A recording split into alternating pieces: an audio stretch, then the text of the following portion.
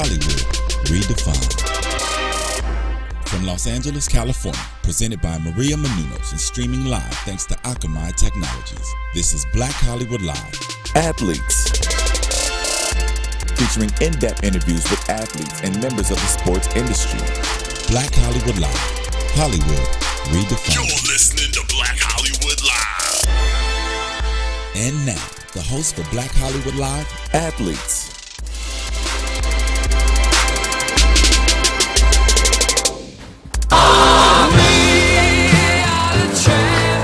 Come on, Ben. Oh, is it? Swing the hands back and forth. We have a Duke fan over here, apparently. Swing the hands back and forth. You know, keep on fighting till the end. All right, I'm done. I'm done with that. We are the champions. 5 wins is enough. They don't need the celebration. We are the champions. No time for... All right, I will stop singing. But anyways, that song is dedicated to all you Duke Blue Devil fans. Because as we know, on Monday night, they were victorious in the NCAA Championship. And Coach K has won his 5th, which is as well as Duke's 5th championship win. Hell of a way to go out, Coach K. Hell of a way. Well, not to go out because he's still there. But Still playing. It's hell of a way to win a game. Anyways, this is The Branded Athlete. I'm your host, Kevin John. Thank you guys so much for joining us today. We have another exciting show for you, which we'll get to in a second. But before we get to that, I need to talk to the man across from me who is stunning the Armani suit himself, Mr. Ben Bateman. What's going on, guys? It's not an Armani suit. We say it every week. Just wanted to point it out, though I do enjoy Armani. It's nice to see y'all. Let's get into some sports discussion. Kev, what do you think? I like sports discussions. I mean, that's what we're here to talk about. So you know, we're gonna get to the NCAA championship game in a little bit.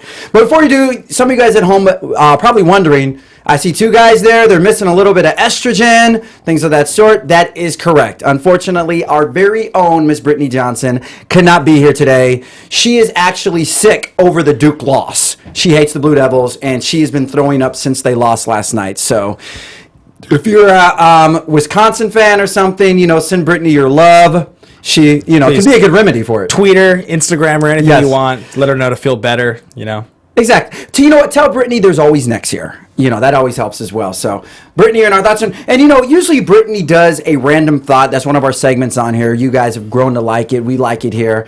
So, you know, I'm going to do Brittany's random thought for today.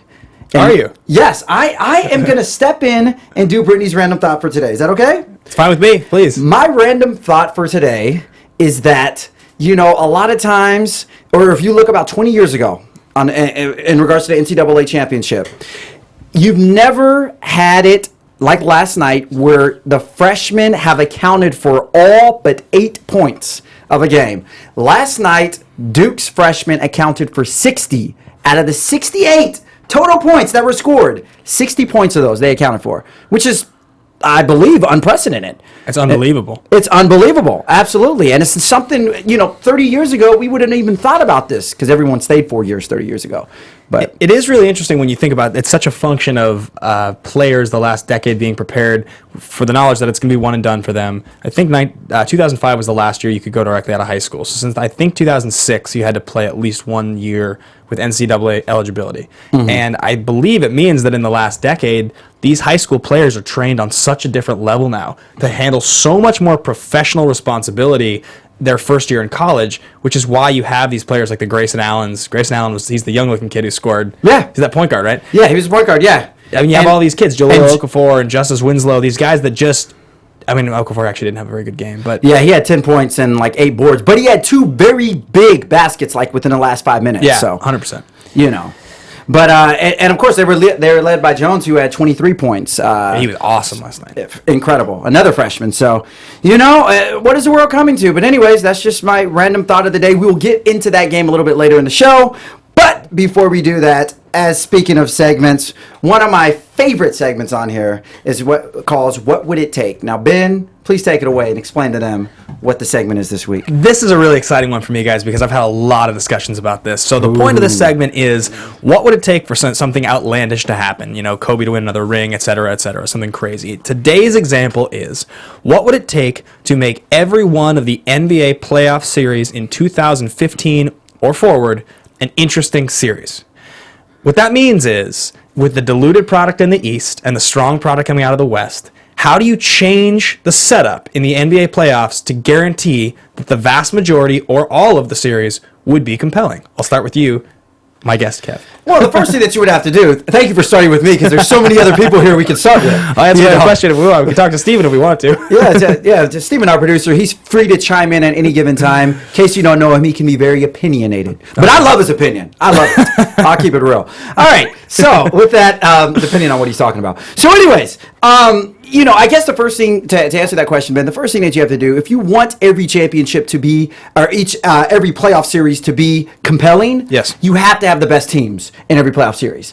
And, you spoke a little bit about it, like in the Eastern Conference, where you have some, I don't want to say underachieving teams, but for lack of better words. Oh, you can call them underachieving. Okay. That's totally fair. That's kind of a huge diss. But, you have some teams that have not really accounted too much, especially compared to the Western Conference. So the unfortunate thing is in the Eastern Conference, you are going to have, in the first round, some series that really, more people will watch Nick at Night ratings rise than some of the series. And, part of it is because you don't have the most competitive teams playing.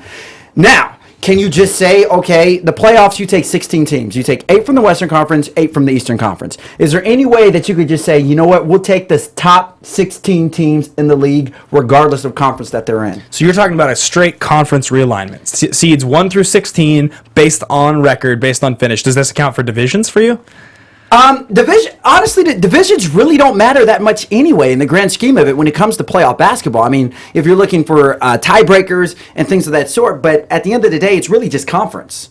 So I'm going to jump in with my response to your initial idea, because I think one of the scenarios that has been talked about at length is definitely the 16-team realignment. You take the best 16 teams in the NBA, you seed it 1 through 16, one plays 16, et cetera, et cetera. Mm-hmm. This would mean a few different things. It would mean that the teams that get hot at the end of the season in the better conference, teams like Utah right now, who are actually pretty competitive and have some strong young players, Rudy Gobert, and you get to see young guys like Trey Burke starting to come through and show up. You would get to see these guys maybe secure themselves, a 15 seed or a 14 seed or something like that, because their record's as good as some of the lowest seeded Eastern teams, and they would actually have a chance to make a stamp in the playoffs. Whereas right now, you're going to see some teams, 3 or 4 teams in the Eastern Conference with a sub 500 record in their playoff series, and the Jazz are going to miss. Well, right now, just to, I guess, get official with it, Washington is the last team on the Eastern Conference that has a winning record. Milwaukee, Brooklyn, Boston all have sub 500 records. And on the Western Conference, obviously every team on there has, a post 500 record. Oklahoma City right now is in 8th with 54%.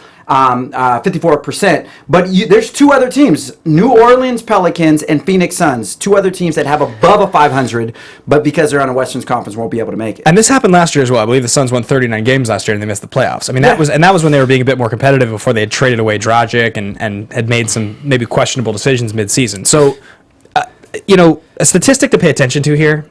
Right now, we are at a point, 10 teams in the Eastern Conference. There are 10 teams that have a sub 500 record. And today, that is the first time that has ever happened in the history of the NBA. That you have 10 teams with a sub 500 record. Yes. Wow, that just goes to show you either the poorness of the Eastern Conference or the dominance of the West.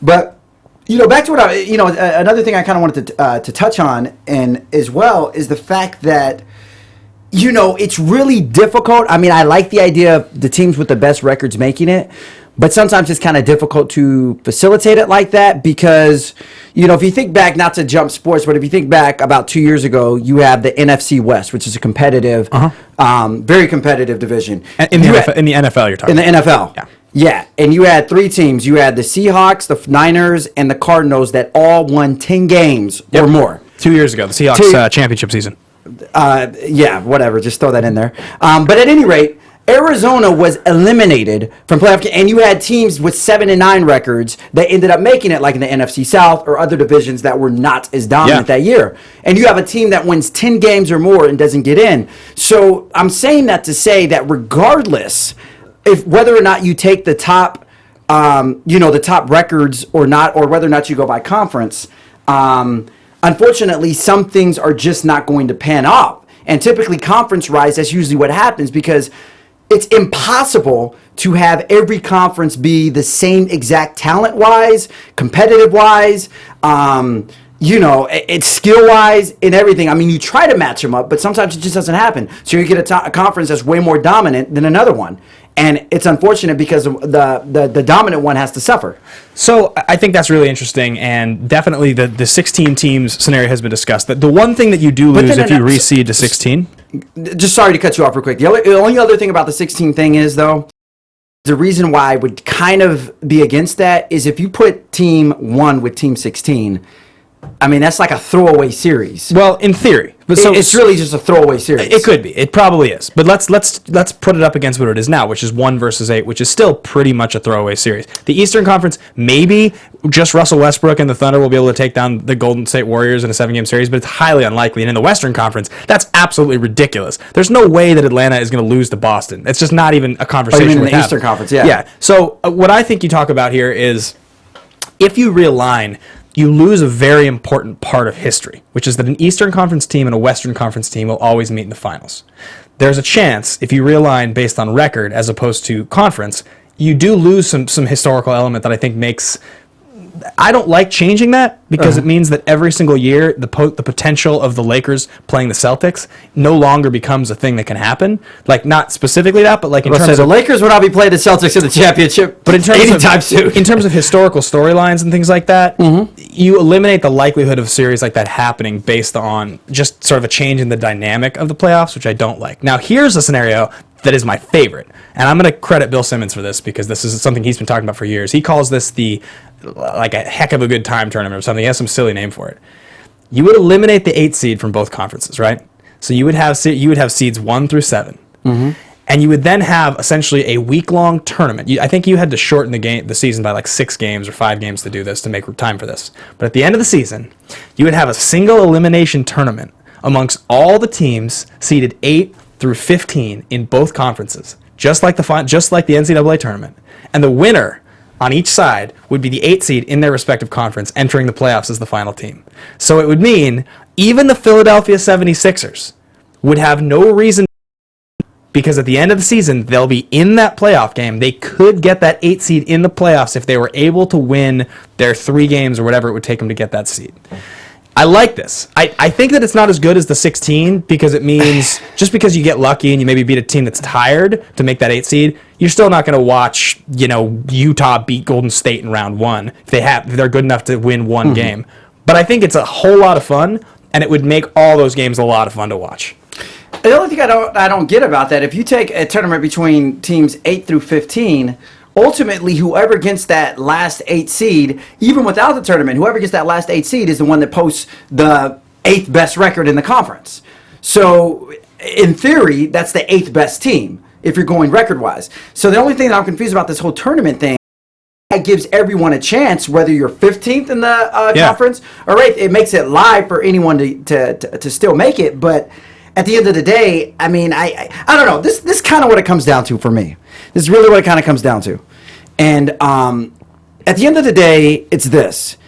If you play good and play competitive, you should make the playoffs. And I think that sometimes when they throw around these different ideas, it's basically saying, oh, well, we should give a consolation prize to the other team that had a great record but's playing in a bad conference to give them a chance to make it. Or things of that sort. At the end of the day, it's a competitive sport. If you want to be in the playoffs, you got to win games. You got to play hard. So I think that sometimes trying to make all these different rationales or theories in order to allow the quote-unquote best teams to be in there, I think kind of throws away the competitiveness. I mean, I think at the end of the day, if you want to be in there, you gotta win games. I know, but Utah's the 11th seed in the Western Conference, and they have 35 wins. Okay, you're really riding hard for Utah here. What is your correlation to Utah? Well, I'm saying they have 35 wins in the 11th seed in the West, where Boston is the 8th seed in the playoffs, also 35 wins. Yeah. You're telling me that seeds 9, 10, and 11 in the Western Conference should all miss, even though Boston, the 8th seed, has the same record. So if you were going to go through 16... Let me ask you a question. 12 guys out of the West would make it 4 out of the East. Let me ask you a question. Yeah. How many games are in an NBA season? 82. 82. Okay. So that means every team has 82 chances to make themselves eligible for the playoffs. So my question to Utah, if you had 82 games, why are you guys sitting on 35 wins right now? I'm not saying that Utah's a good team. I'm just saying that I think that Utah would be a more interesting team to watch than some of these Eastern Conference jokes. I don't want to watch Brooklyn. I don't think Boston is going to be competitive. Have you seen Lopez recently? I know he's had a good couple Lopez weeks. has been balling. Williams has been balling. I will put. Did we have a bet? Did we make a bet last week? I don't know. We can make a bet right now. I'm tempted. I'm itching. All right, we should move on from this because we're digressing too much. But I'm telling you, I think that the system needs to be changed. The last option that I've heard that is interesting is that the top 4 teams. This is how you would eliminate the divisions, the 6 divisions. Because frankly, as a basketball fan and a basketball enthusiast, and I consider myself an expert, I could give. I don't care at all about the divisions. Yeah, the divisions never really matter to begin with to me. So rather than, like, for instance, right now, Portland is guaranteed the 4 seed in the Western Conference, even though they have a worse record than the 5th seed, who is the Clippers. So they have 50 wins. Clippers have 52. Portland is guaranteed the 4 seed because they won their division. No, I agree. Do away with the divisions. I agree with you on that. So divisions. The theory that I've heard that I really enjoy is that the top 4 teams would get to pick their seeding. So Golden State would have their choice of teams 5 through 8 who they wanted to play in the playoffs. And I love this because if Oklahoma City sneaks in the 8 seed, then KD comes back healthy, which he won't this year. But if he was to come back healthy, it's totally unfair that Golden State winning 68 games would then have to play KD and Russell Westbrook in the 1-8 match. That's like, there's no reason for that. So, with sports, any given thing can happen on any given Sunday or Friday or Saturday, depending on what sport it is. All right, speaking of anything can happen, we're going to move on to our meme of the week. As you guys know, we like putting up funny, hilarious sports memes week by week, and we just see ones that we think are hilarious. You just spoke about my friend Kevin Durant potentially coming back and getting one playoff run. We know Kevin Durant has been deemed out the rest of the year for health reasons. So our meme of the week is Kevin Durant sitting down, which looks like in his house, chilling, waiting, and it says waiting for a ring like. So my question to you, Ben, Kevin Durant, he's going to be one of the most highly prized free agents next year, 2016. Right. He wants his ring. Next year, 2016, we can argue he's going to be in the peak of his career. If he wants his ring, what should he do? God, that's a tough question. I think there's a good chance that the year after, Westbrook's going to go to LA. So that's audacious right there. Well, Westbrook has clearly shown that he wants to be the alpha dog on a team. So he's not going to stay on the same team once that contract is up with OKC. I just don't see it happening. I think he wants to be on his own team. He wants to triple-double every night if he can. I think that the team Sam Presti has built, I think is a really good team. And I think that KD would be smart to stay with the Thunder and ride it out, play his career there, because they've shown in their draft choices, they picked in 4 successive years, Kevin Durant, Russell Westbrook, James Harden, and Serge Ibaka. That's unheard of. Yeah. That's unreal. At one given time, 3 of those guys were 3 of the best 7 players candidates in the NBA. And that's in successive years they hit. And you're talking about lottery picks, guys like Christian Laettner and Derek Williams and guys that don't do anything. Michael Beasley. These are guys that are taken in the top 2 or 3 of drafts. So when you talk about an organization that can hit that well, that high on first-round picks, it's a pretty good organization, man. I don't know if I'd go to the nepotism-filled Los Angeles Lakers ridiculous rebuilding project that we're going to probably talk about in a few minutes here. I think he should stay with OKC. Going to Washington to his hometown, I don't think that's going to do much for him. Yeah, there's been speculation of Washington. There's also been other speculation of him potentially going to Dallas. I heard that Cuban has been reaching out to him. So, who knows what's going to happen? I kind of agree with you. I think it's best that Thunder, they made it obvious that they want to build the team around Durant, despite Westbrook's recent outsplurge. So it'll be interesting what happens. But anyways, KD, hopefully you won't be waiting for a while for the ring. You never know. So anyways, that's our meme of the week. Now, moving on, we kind of touched on this. We opened the show with We Are the Champions because Coach K has won Duke's 5th NCAA basketball championship award, and actually all 5 that Duke has won have been at the helm of Coach Mike. So their 5th one. My first question to you: what was your reaction to the game yesterday? I was a little sad to see Kaminsky not win. I really liked watching Big Frank. I think even though he only sort of has one move, he's got the outside shot, he's got that spin move that he seems to like barrel into someone and they get called for a foul every time. I call him Little Dirk. Yeah, exactly. He reminds me of Dirk so much. Yeah. He's just not as fluid. But yeah. I don't know. I mean, ultimately, it felt like when you watched that game, it was a great game. The energy level out of Duke and their freshmen was so high. It was really cool to see a lot of those kids that you were watching. You're like, you're never going to play in the NBA. You can tell by this just by your size. You're winning based on heart and athleticism as a college player, and this is going to be the pinnacle of your career probably. Yeah. And it was really exciting to see them win. So I don't know. I mean, I wasn't really hinging on either team, but I liked the game. Were you shocked by the outcome? No, not at all. It was very close all the way till the end, right until that 5-point lead in the last couple minutes. Yeah. Well, actually, Duke was they were on a 9-point deficit. I want to say about 12 to 11 minutes into the second half. Yeah. They went down, but I mean, a lot of that just goes to show their perseverance and.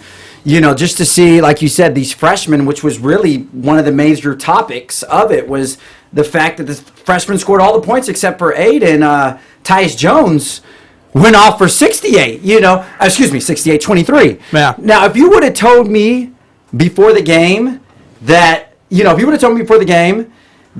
Okafor would end up with 10 or less points, end up with 10 or less rebounds, and Kaminsky would end up with 21 points and 12 plus rebounds, I would have told you there's no way on hell Duke would have won. But just goes to show how much Duke is a balanced team and how the fact that, they distribute the ball well. And I think a lot of it just goes to the coaching of, the coaching of the genius. But, I think that ultimately, I think that the best team won yesterday. I definitely felt that the discipline was missing from. So when you got down to that final possession, right? Mm-hmm. And I mean, you really with the there were some weirdly bogus calls, though. I do want to say that kind of set up that final possession. I mean, sports, but I mean, they went from a 5-point lead to an 8-point lead when Jones hit that 3. Mm-hmm. Then Kaminsky hits the ball back and he hits his own. So now it's back to 5. And there's something like 45 seconds or a minute left, right in that range. Mm-hmm. When it got down to 21 seconds left. And there was still a 5-point deficit, you could just see the rotations and the picks that Wisconsin were running. They weren't getting open shots fast enough. Mm-hmm. They're not a fast team. They're a slow team that takes time to set up their shots. And you could just sort of see, this is what, when you watch a great NBA team or you are really just a disciplined team with good coaching, this is how they are able to win in these late moments, is that they have systems in place to get these points in clutch moments. Spurs are a prime example. Yeah, or they have, a superstar that can just take a crazy shot. And Kaminsky is a great college player, but he's not really fast enough to do that. Mm-hmm. And when he's what your offense is built around. So, yeah, I felt a little bad for Wisconsin, and it's always sad to see a team that wants something so bad lose. But I felt like the better team won. Last question regarding this. Your major NBA prospects from either team. Justice Winslow. Okay, I think he said Justin Winslow. So no one else other than Winslow. Well, I mean, it's very clear some of these guys are going to go high. Don't get me wrong. Okafor is going to be a high draft pick. Yeah. I think the point guard on Duke, what's his name? Allen Jones? Yeah, not Grayson Allen. He's a freshman. He won't. Oh yeah, he has to wait, or not wait, but he's just not going to go out. He's not ready. He's not ready. Yeah, I mean those two are the big ones from Duke. Justice Winslow to me is the guy that when I'm watching that game yesterday, where I'm like, that's the guy to pay attention to. Coach K, even in an interview, he compared him to Dwayne Wade, which I think is a little lofty, but he's rarely wrong about that sort of thing, and he's also not the kind of guy to say that sort of thing without really backing it up. Yeah, well, Winslow, 11 points, 9 rebounds yesterday, and speaking of comparisons, another interesting comparison I saw Coach K did was he compared Kaminsky to Christian Laettner. Yeah, which is not a good thing. Which is not a good Kaminsky. If you're going to the NBA, that may not be the best comparison you want. But at any rate, at the end of the day, I think it's Coach K, tipping his hat to Kaminsky and saying, "Look, you're a hell of a player," like Laettner was for him. His favorite player of all time. It really was. All right, next one. Moving on. We talked about them earlier. The Lakers are getting worse and worse. It's kind of like watching a bad movie that just keeps getting worse and worse. And you're like, okay, at some point, when is the director just going to yell, cut? It's like a bad movie. Is it going to fall out in the third act? It's like, oh, God, it fell apart in the third act. Cut. I mean, don't get me wrong. At the beginning of the season, I don't think anyone was looking at the Lakers like, oh, they're going to be championship contenders or they're going to be, I mean, the last couple of years that the Lakers are in rebuilding, but I never thought it would have gotten this bad. They now have lost a franchise high amount of wins. What is it, 56, 57 wins or something? You mean losses? Losses, yeah, franchise high for losses. What's your reaction to this? Well, I think we all kind of knew that it hinged on would they even be a 35-win team if they had Kobe, and if without Kobe, I think we all kind of knew it was going to look really bad really fast. I mean, you got to remember, in the offseason last year, when you saw these big power moves happening, and not even necessarily power moves in the sense of like Paul Pierce is signing to Washington, for instance, wasn't a power move, but that's a veteran leadership you bring into a team that maybe has playoff expectations. Exactly. You know, Kevin Love, the trade there, you're bringing him in like protected this year, the Phoenix pick. It's at least top 5 protected. So the Lakers, I think, are hoping to draft somebody if they can retain that pick, if they can end up as one of the 2 or 3 worst teams, and they get to keep that pick. Of course. Because if they're team 6 in the draft, they lose their pick to Phoenix, which I think now is actually with Miami after the Dragic trade, I think. Yeah. But don't quote me on that. I'm pretty sure that's what happened. The Lakers are a joke. I haven't watched a Lakers game since Kobe got hurt. And I was actually at, by the way, the game, I want to say it was like 20 games into the season. They played Toronto, it went to overtime. Kobe triple-doubled, and they won. It was Kobe's last great game. I was about to say, that was the last highlight moment for the Lakers probably this whole year. Yeah, it was an amazing game to be at. And I really was happy to see it. I hope it's not Kobe's last great game. The question really is what happens going forward, not where they're at now. How long do you think it is till they're competitive again? Well, let me ask you this. Do you think University of Kentucky can beat the Lakers right now?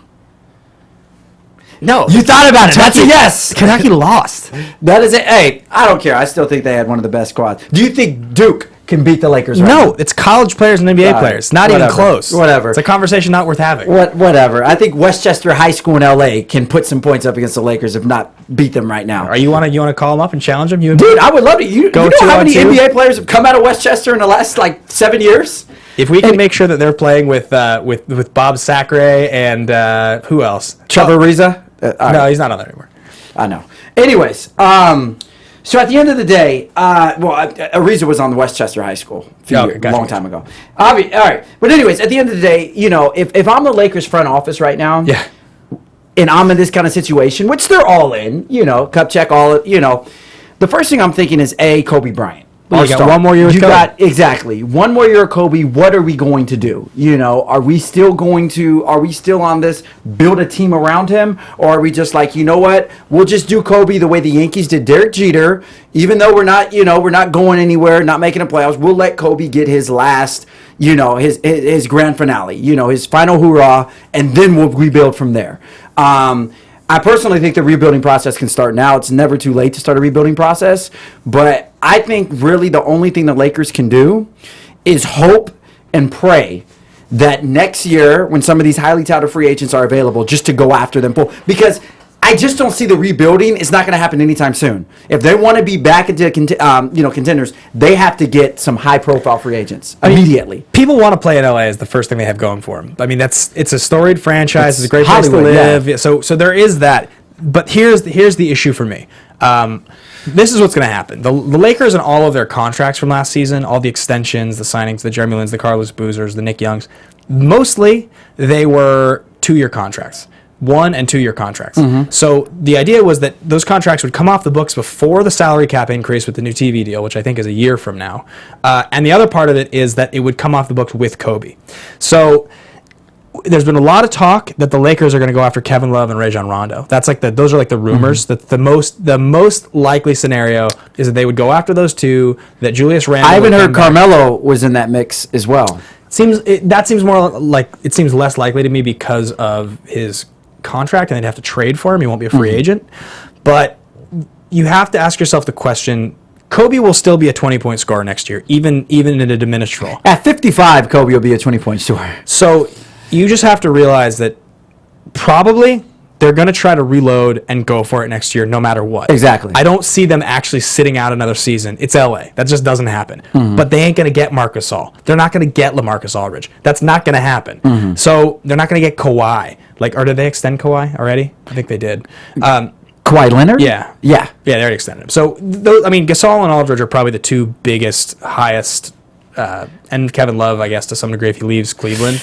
But yeah, I just don't think that the Lakers are going to get the team that they want, and I also don't think that spending a huge amount of money to sign Rajon Rondo in a league that has 14 premier point guards, number 13. But you got to realize, at one point in time, Rajon Rondo was a top 5 point guard, if not a top 3 point guard like in the league. 3 years ago. A lot changes in 3 years. Well, there was Kobe 3 years ago. Look at the team that he had around him. I mean, you get Rajon. We've seen what he can do with the premier team around him. That man is lethal. Well, so I think if you build the right system around him, he can get back to that 3-4 years ago. Maybe. Yeah. He's still a young enough guy. But let's move on to, I think, a more interesting storyline. Good teams. Yeah, right? So, regardless of what the Lakers do, at least they got Hollywood on their side. And as we know in Hollywood, good scripts are made and miracles can happen. All right, with that being said, some called this a miracle. I don't call it a miracle because I think they're just a great team. But the Warriors, as we know, have just been annihilating the competition, especially the last 15 games. They were on like a 12-game winning streak. They went on a 12-game. They were just insane, looked invincible. Until they met up with the team that I was raving about last week, the San Antonio Spurs. The Spurs, never count them out, no matter how old, no matter how slow. They are skilled, they are athletic, and they have the highest IQs of any team in the basketball. They took down the Warriors big. What is your reaction to that? Well, I have a soft spot in my heart for Golden State Warriors and for Steph Curry specifically as my favorite player. Big shout to Steph. If he ever wants to come on the show, he is more than welcome to. But obviously, I watched this game very closely. I watched it twice. I watched it when it was on, and I watched it the next morning because it's not cause for concern. I think it's cause for examination. And I'll say it for this reason. The first thing to pay attention to with the Warriors was that they are 10 games ahead of everybody else in the West. Mm-hmm. And I think 13 games ahead of everybody in the East. So they are the locked up, no question, number 1 seed in all of basketball all throughout the playoffs. They could lose every game till the end of the season. Yeah. They could put the trainers on the floor every night, and it wouldn't matter. They could rest the whole team. So they could put the Lakers on the floor for them. And yeah, this team does not. It doesn't matter at all. That game didn't matter. It was the second night on a back-to-back on the road for them. But I do think that Steve Kerr, who was a disciple of Greg Popovich originally, knew we need to go out there and we need to put what we can on the floor tonight and see how we match up. Because I think he knows that in the playoffs, it's going to be tough. There was the game early in the season where Curry only scored 9 points against the Spurs. Mm-hmm. So I think Kerr respects the fact this is a real concern. We need to play this team. By the third quarter, I think the players had quit on the game a little bit, kind of like in a, what are we fighting so hard to come back on this game for? It doesn't matter. Let's just relax, not hurt ourselves, not get bent out of shape about it. I mean, they were beat by 15 points. That's not something that... They got destroyed. Yeah. They were down. I think they lost by 30 in the end. But my big thing with this game was what I noticed, the Warriors' threes weren't falling. The Spurs' defensive rotations coming off of picks and screens were better. They defended the Warriors extremely well, and anytime Curry got too hot, they threw Kawhi on him, and he couldn't get out of the traps. Once Curry took the ball out of his hands and somebody else had to make a shot or score or create something for themselves, they couldn't. And the Spurs were draining their threes. So let me ask you this then, in regards to that. You said this because of this, the Warriors not draining their threes and stuff, which we know is their specialty. Yeah. Would you consider the Warriors a one-dimensional team? Meaning that they can easily get beat if what they do best is not happening? Any team in the league can get beat if that happens. If they're not draining their threes? If the thing they do best is not happening, most teams will lose. What I will say is Atlanta's a pretty well-rounded team. I think Atlanta's the exact same as the Warriors. If their threes aren't falling, they're not going to win. But this is what I think. I think that the Warriors are tired. I think game 2 of a back-to-back, it's much more likely your threes aren't going to fall because your legs are tired. I think they didn't care as much. I think in a 7-game series, for me, this is a toss-up. This is the only fair matchup in the NBA playoffs for the Warriors to have to play. They will crush every other team in the playoffs, no question, in my mind. The Warriors are in the Western Conference Finals if they don't have to play the Spurs in the second round. It's going to be Spurs-Warriors, guaranteed Western Conference Finals. I will bet a second suit right now on it. No, I believe they'll meet up in the Western Conference Finals. I don't think the Warriors will get past them. Because you got to understand, in the playoffs, it's 7-game series, which means they can easily determine within the first game where to make adjustments. As we all talked about, we love Pop. We talk about him incredibly a lot on here and how he's a master of the game. He's going to find a way to expose them. There's no way on earth the Warriors make it to the finals this year. That's my word. They will not make it to the finals this year if they have to get past the Spurs. Not going to happen. That is not true. But whoa! What I will say is, like I said, when you watch the rotations, the biggest thing that I noticed is that, and you got to realize, in practice every day, the Spurs are a team. If you're talking about a team equipped to play against complex screens and double screens and picks and things like that, ball movement, how to play defense, that's their game. Those guys probably see more of that defensively in a given day at practice than any team in the league. So you got to assume they're pretty prepared to play the Warriors. My thing was just, the Warriors got open looks. They got clean looks. Their shots just weren't falling. They usually do. If you play this game 10 times, it's probably 50-50. But I think come playoff time, we're going to see the Warriors' young athleticism, the length of their guards and forwards, at 6'7" and 6'8", defensively tested. They're better athletes than the Spurs. Can they play as smart? Only time will tell. And they'll also will be exposed is their youngness, their naivety to this situation, and the fact the experience, the inexperience of them. But anyways, like I said, that's an ongoing debate. So moving on, also just a real quick thing before we move on from this, I want to say the last time that the Spurs beat the Warriors at home, at the Warriors' home, Kawhi Leonard, It's not Kwame Brown here. KL, who was another bust. Yeah. He was 5 years old the last time that's happened. So wow. And that was when Latrell Sprewell led the Warriors. Oh. All right. So moving on. All right. Now, of course, there's a lot of talk going on in the NFL. There's a lot of talk going on in NFL during the offseason. Of course, there's always things. There's always, it seems like as soon as the NFL ends in February after Super Bowl, there's a whole bunch of talk that goes on that happens throughout the summer. Interesting enough, Tim Tebow, everyone's favorite quarterback of 2 years ago, the man that can do huge fan nothing. That's because you don't like quarterbacks that know how to throw a football.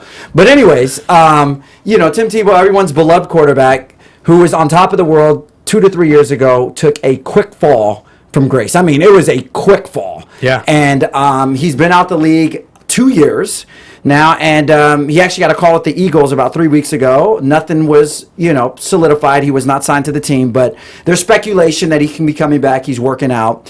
So my question to you, Mr. Ben Bateman, yes, sir, is who do you think has a better chance of playing in the NFL again, Tim Tebow or the disgraced Ray Rice?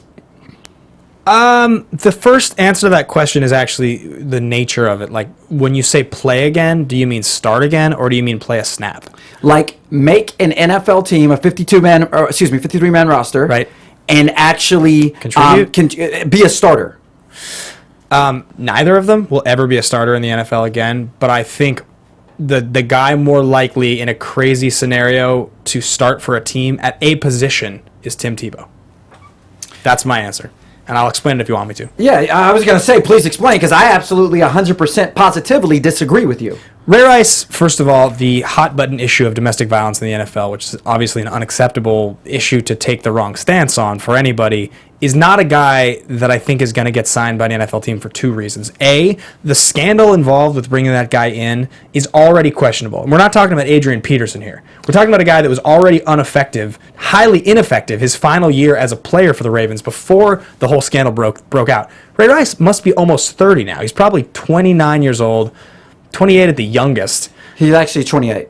Okay. He just turned 28 a few months ago. All right. Well, either way, it was a surprising turn when his career started to dip. But as a fantasy football player, obviously I watched this every single week that last season. He was not good. He was a bust.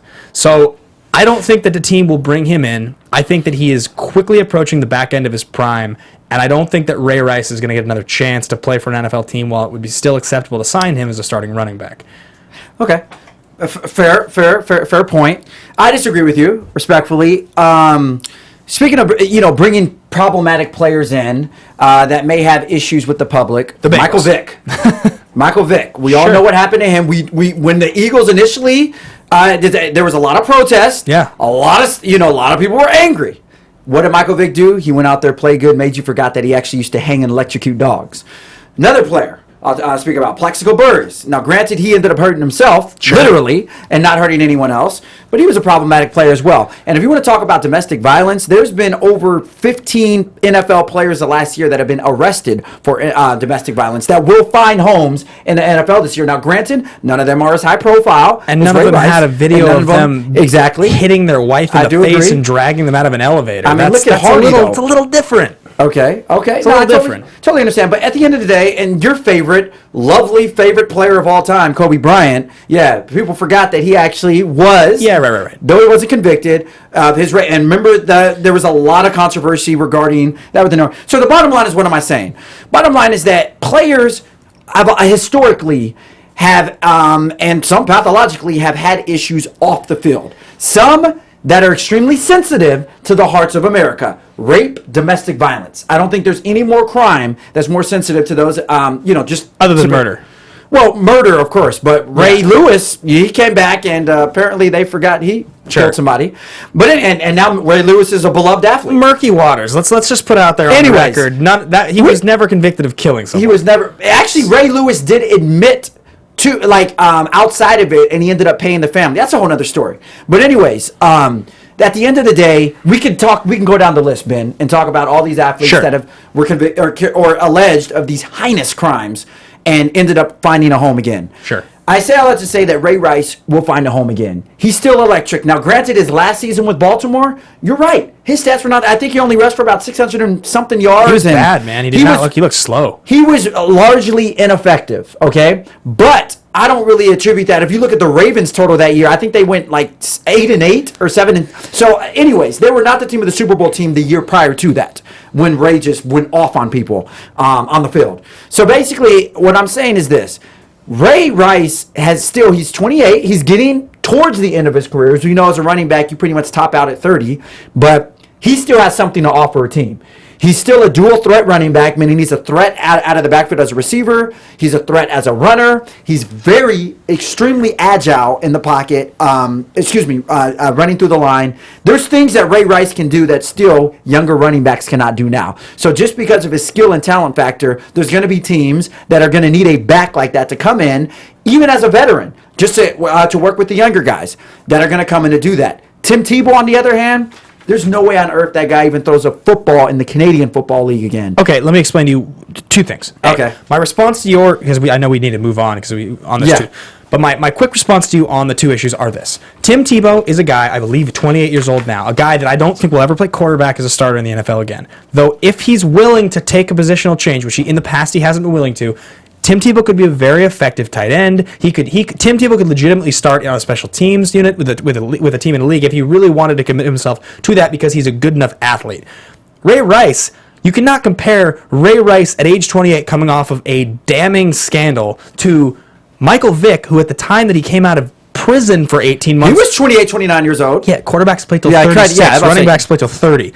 He was in the height of not only his popularity, but his athleticism at the time that he went down. Kobe was 24 years old, the most popular player in the league, and the only player since Jordan to truly be compared to Jordan. You're talking about two guys and Ray Rice. You got to realize Michael Vick had not played for 2 years. He was behind bars. So that athleticism that he had... Yeah, but in his tryout, when he got his position with the Eagles, he showed them something. Yeah. Ray Rice gets a tryout, guaranteed. He ain't going to be showing much. Vick was still rusty that first year with the Eagles. He didn't have that breakout season to that 2010. To the other year. That's my point. Anyway, we'll move on from it. I think that Tim Tebow, if either of them starts for a team, it's going to be him, not Ray Rice. Tim Tebow, we'll see him. The only time we'll be holding a football again is in front of a church as he pastors it somewhere in Florida. And Tim Tebow, if you want to come on here and talk about this, because I would love to talk to you about this, I'm going to clip this right now and send it to you. Please, come on the Branded Athlete, talk to us about it. I've heard you're a great dude. We would love to talk football with you. We would love to talk football with you, Tim Tebow. Unfortunately, we are out of time for the rapid fire. I had some great questions for you, but we got to wrap it up. So we'll just hold those off until the next time that we can do it. Ben, thank you so much. Of course, Kev. Always a pleasure with you here talking sports and debating, even though you say nonsense about Tebow. At any rate, where can the fans find you at? Guys, you can find me at Ben Bateman Media, Twitter and Instagram, and soon to be Periscope. Follow me on Twitter, Instagram, and Periscope at Ben Bateman Media. I have no idea what Periscope is. Live streaming. Whatever. Well, if you want to follow me, I'm not on Periscope, but I am on Twitter and Instagram at HeyKevinJohn or on my website, itskevinjohn.com. Please give me a holler, shoot something out. Talk about the show. Who do you believe had the better points? Ben, Kevin? Let us know. At any rate, thank you guys so much for tuning in. We appreciate you guys. We appreciate the support, respect. We will see you guys back here next Friday. Ben, your last words. Kevin, nice tie. From producers Maria Menounos, Dario Kristen, Tiana Hobson, Kevin Undergaro, and the entire BHL crew, we would like to thank you for supporting Black Hollywood Live, the first online broadcast network dedicated to African American entertainment. For questions and comments, contact us at info@blackhollywoodlive.com. Like us on Facebook, tweet us, or Instagram us at BHL Online. And I'm your BHL announcer, Scipio. Instagram me at Planet Scipio. Thank you for tuning in. Hollywood Redefined. The views expressed here are those of the host only and do not necessarily reflect the views of BHL or its owners or principals.